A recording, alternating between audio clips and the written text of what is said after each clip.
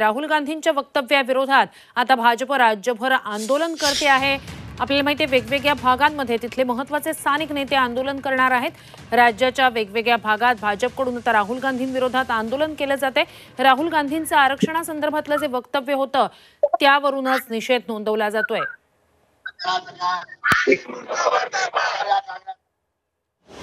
एखाद्या समाजासाठी मुसलमानांसाठी अजमेरची यात्रा काय म्हणते तुम्ही ते काय केलं त्यांनी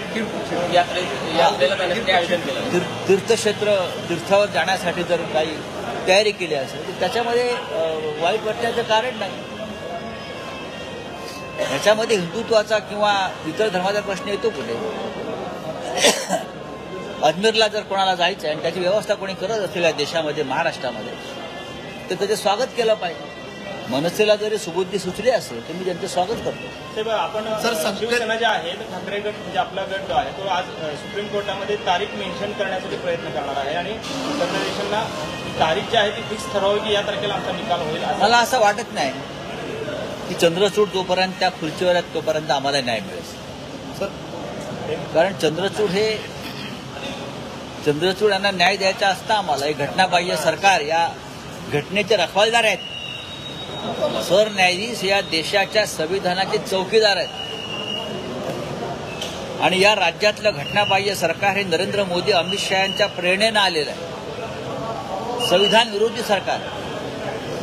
पण ज्या पद्धतीनं काल चंद्रचूड आणि प्रधानमंत्र्यांनी आरती केलेली आहे त्या आरतीतून संदेश स्पष्ट आहे, या देशातल्या घटनाबाह्य गोष्टींना न्यायालय संरक्षण देत आहे आणि देशासाठी धोक्याची घटना आहे। साहेब अजित पवारांकडे दारू पिले असल्याची माहिती पोलिसांनी दिली आहे। पोलीस काही माहिती देऊ शकतात, पोलीस काही माहिती देऊ शकतात। पोलीस गृह खातं कोणाचं आहे? माझा हा आरोप नाही आहे कोणावर। भाजपचे सगळे कार्यकर्ते इथे आलेले आहेत, मंत्री सुद्धा या ठिकाणी आलेले आहेत आणि राहुल गांधी यांचा ते निषेध करतात। त्यांना म्हणूयात काय म्हणणं आहे तुमचं?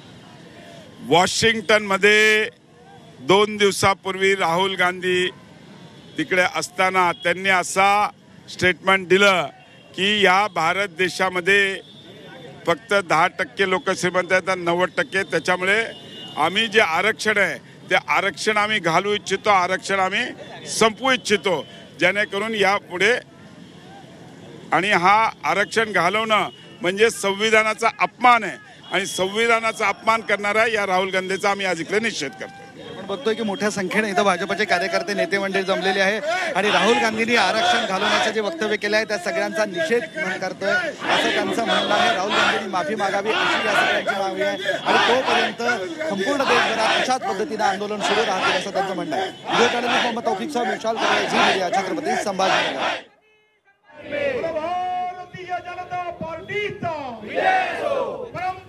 राज्याच्या वेगवेगळ्या भागात आता राहुल गांधींविरोधात भाजपकडून आंदोलन केलं जात आहे। छत्रपती संभाजीनगर मधलं आंदोलन आता आपण पाहिलेलं आहे।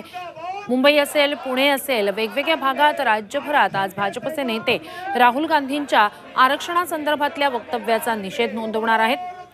भारत निष्पक्ष झाल्यास आरक्षण संपवण्याबाबत विचार करू असं राहुल गांधी यांनी वॉशिंग्टनमधल्या एका कार्यक्रमात म्हटलेलं होतं। त्यानंतर अर्थात माझ्या वक्तव्याचा चुकीचा अर्थ लावला गेला, काँग्रेस आरक्षण विरोधी नाहीये, मी आरक्षण विरोधी नाहीये अशी सारवासारव सुद्धा राहुल गांधी यांनी केलेली होती।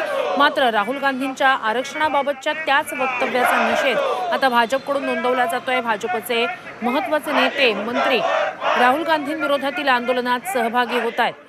छत्रपती संभाजीनगर मधली दृश्य आपण पाहिलेली आहेत। मुंबई, पुणे, संभाजीनगर यासह वेगवेगळ्या भागात आज भाजपकडून राहुल गांधींच्या विरोधात आंदोलन केलं जात आहे। त्याच ठिकाणची ही दृश्य आपण पाहतो।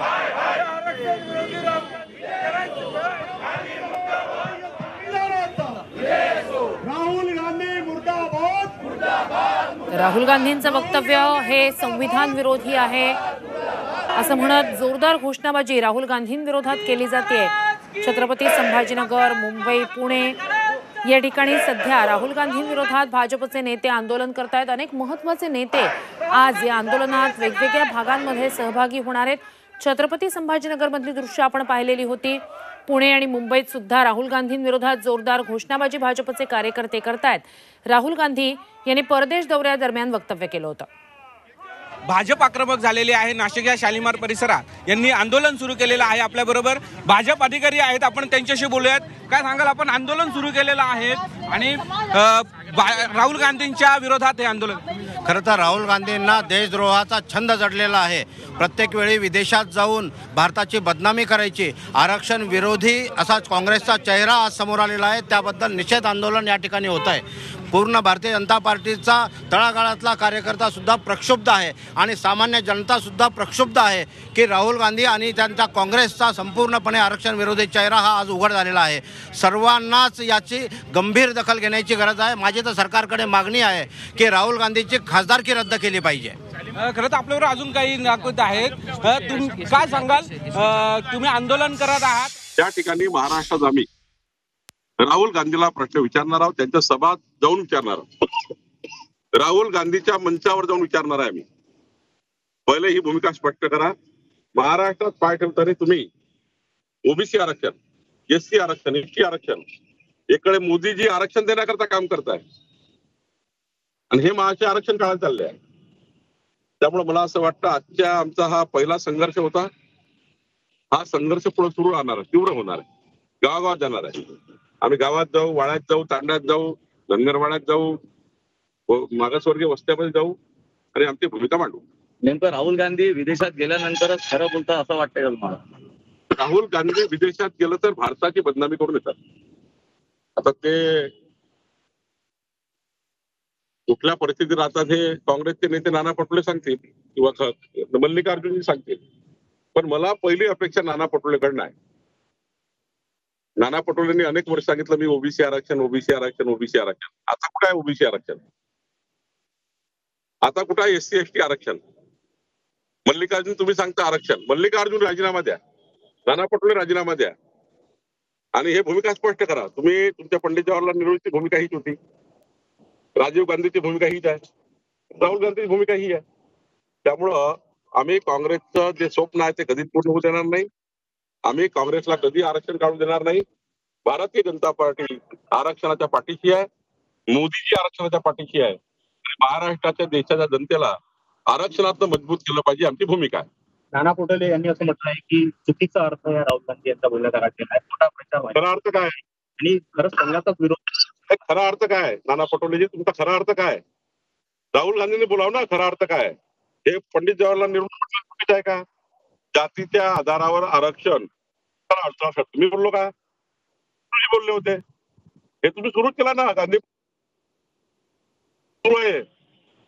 म्हणजे महामानव डॉक्टर बाबासाहेब आंबेडकरांनी पवित्र संविधान देशाला दिलं, त्यानंतर नेहरूजी बोलले आरक्षणाचा विषय